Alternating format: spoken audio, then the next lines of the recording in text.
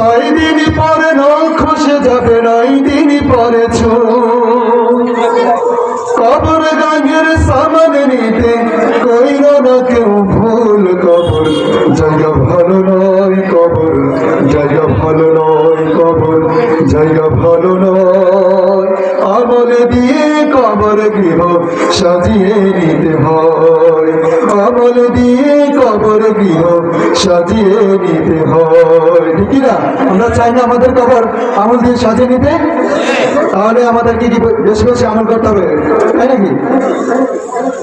6 দিন পরে নখ খসে যাবে, 9 দিন পরে কবর গাঙ্গের সামান নিতে কইল না কেউ ভুল। কবর জায়গা ভালো নয়, কবর জায়গা ভালো নয়, কবর জায়গা ভালো নয়।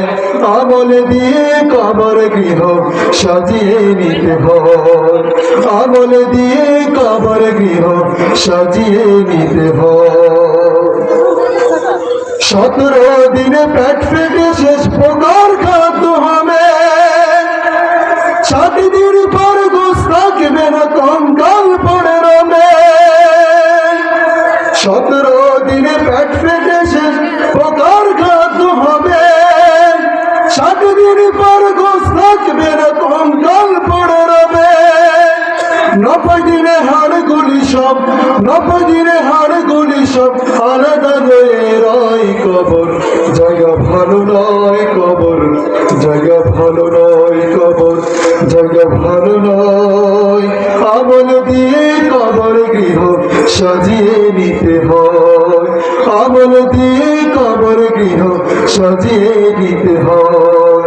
6 দিন পর নখ খসে যাবে, 9 দিন পরে কবর গৃহর সামান নিতে কইল না কেউ ভুল। কবর জায়গা ভালো নয়, কবর জায়গা ভালো নয়, কবর জায়গা ভালো নয়।